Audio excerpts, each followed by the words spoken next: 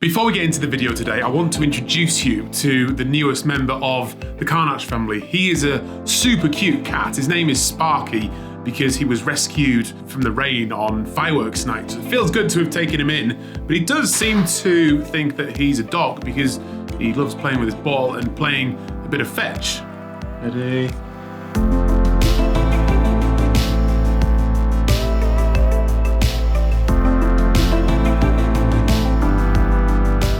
Now, I'm not an experienced pet guy at all, but over the last few months since I've had Sparky, I've come to realise why pets are great and that people love having them. You've probably known this for a lot longer than I have, but it's because they don't judge you and they just love you for who you are, and that's a really powerful thing. It does make you wonder though why, as a society, we go around judging each other all the time and making each other feel terrible. Many years ago when I stacked shelves in a supermarket, there was this girl who I worked with, and the more time I spent with her, the more I started to like her. It had kind of all the hallmarks of a classic workplace romance.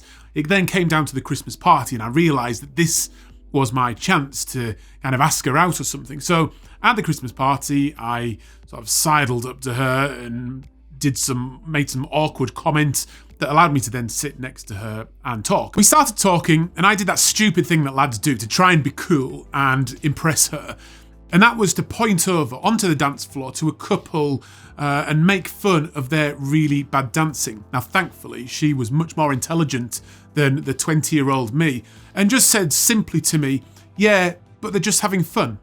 Now, clearly, that relationship didn't go anywhere between her and I, but I will be grateful to her forever because when she said that, it just dawned on me immediately, and I've never forgotten it, because it was just like, I get it. She's not judging them. From that point on, I decided that I was not going to judge, and that actually served me well as a cop as well, where being curious and showing understanding and not being judgmental is absolutely vital. It's also a very freeing experience, because the less you judge, the less time you need to spend being outraged and upset and offended by things. I find it particularly bonkers though in the artistic world, where people just so flippantly pass negative judgment on other people's work with really no thought for anybody but themselves. Of course we all make our own judgments and we all have our own likes and dislikes, but there's no way that my likes and dislikes should be in any way relevant to you, especially if you are the artist in question.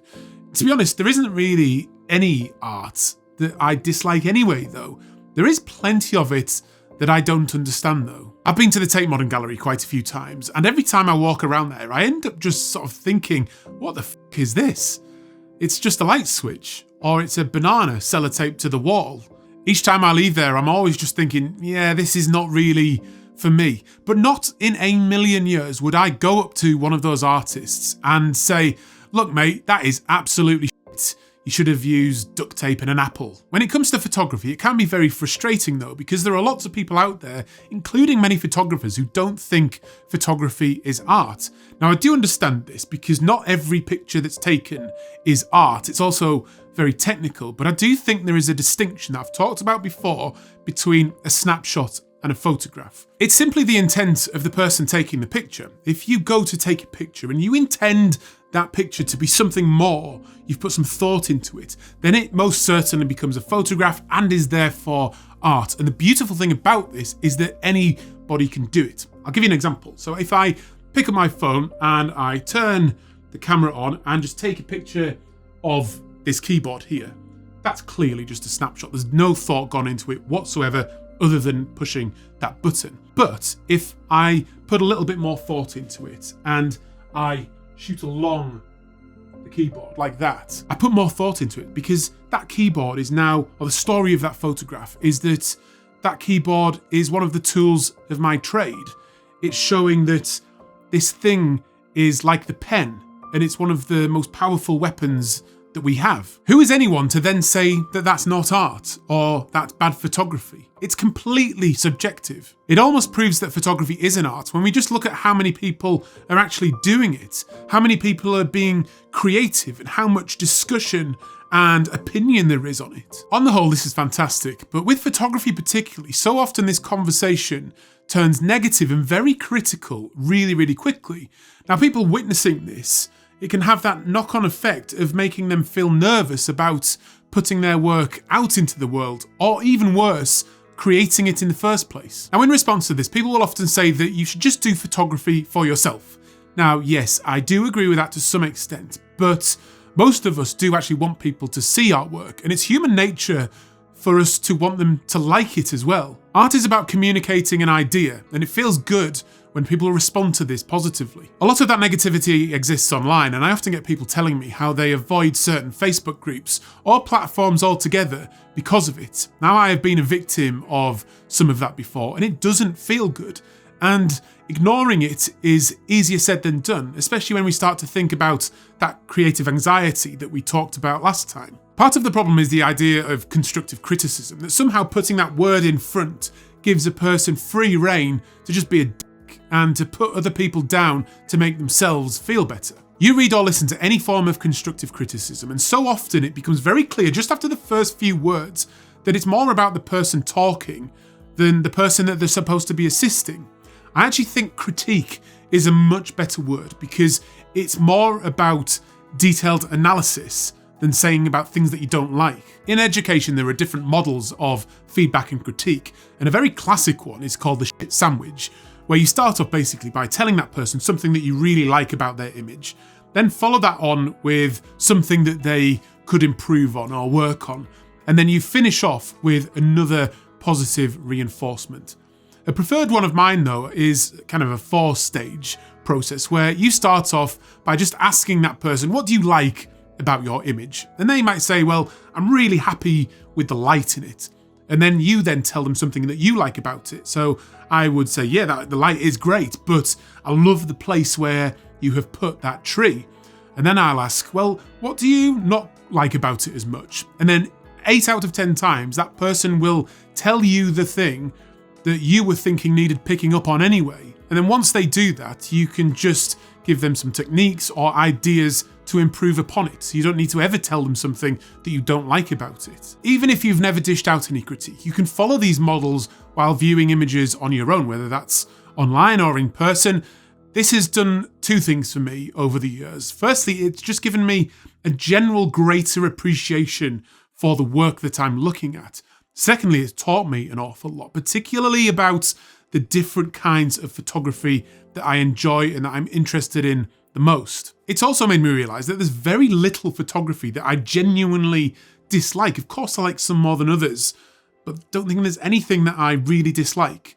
Now, I used to be a cop and I've seen some pretty horrific images in my time, but clearly we are not talking about that here. No, looking at most photographs, there's almost always something we can find in it that we like. Even if the composition isn't great, we might be thinking, yeah, I really like the light though.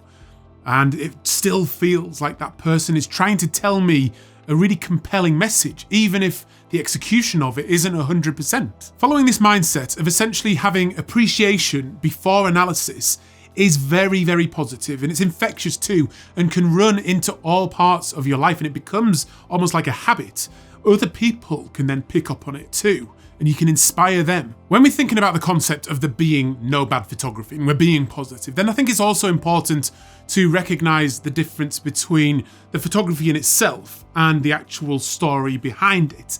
It's a bit like a comic who tells rude or slightly offensive jokes that are right on the line. It's designed to shock.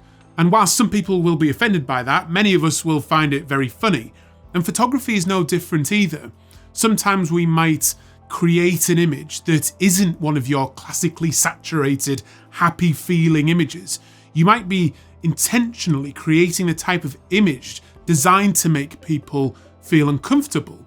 Now, that's absolutely great because it's important to explore different aspects and not to be afraid of experimenting, because by doing that, it keeps us interested and it keeps us wanting to progress forward and overall just have fun with it. The heavy judgment from people and worrying about what people think all the time creates almost like a negative feedback loop where it drives the creation of new content. Take Instagram, for example, where saturated images do seem to do well. It's then a case that some people might start only producing those heavily saturated images or developing that kind of style, or sometimes even, like I've done before, apologising almost for posting a more muted picture or a black and white picture. This particularly feeds into landscape photography, and sometimes I'll have clients come out with me who will only be happy if they get those astounding sunsets in incredible weather. And sadly, life is not like that. It's full of imperfections, rainy days, and challenges. These things should be celebrated though and enjoyed with any differences that we have. It's what I love about photography. It's so varied and interesting and mirrors life itself. Now you might be sat there thinking, yeah, but I've got a hard drive full of bad photography at home. However, even that is subjective. Any wedding photographer will tell you that so rarely does your favourite shot from the day match up with the favourite shot of the bride and groom. There is, however, an argument for objective critique. Essentially, this is where the work meets some kind of artistic standard, where you can show a creative vision, you're technically proficient, your work fits together within that artistic vision, or you show some kind of distinction. This is something I'm still thinking about because I'm not quite sure how relevant objective critique is. Do we need it? Is it real, or is it just the subjective opinion of experts? I'm not really sure. I do know though that at times when I'm not particularly happy with my own work, I will apply some objective critique to them. So that might take the form of applying a compositional rule to that work, because although they can be broken sometimes, compositional rules like the rule of thirds they do work very often. Regardless of that, even if we apply objective critique to an image and it maybe falls short, not in any way does that make it bad photography.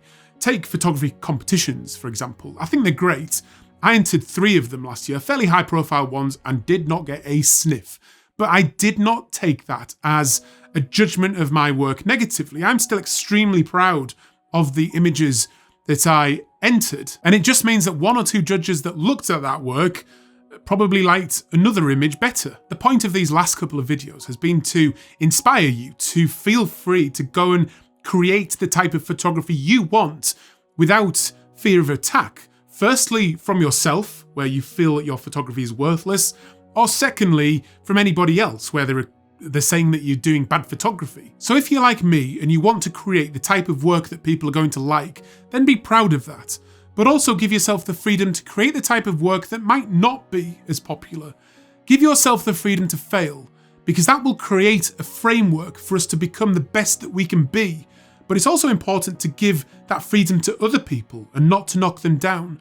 There is no bad photography, so do it without fear, because you never know when something will suddenly just go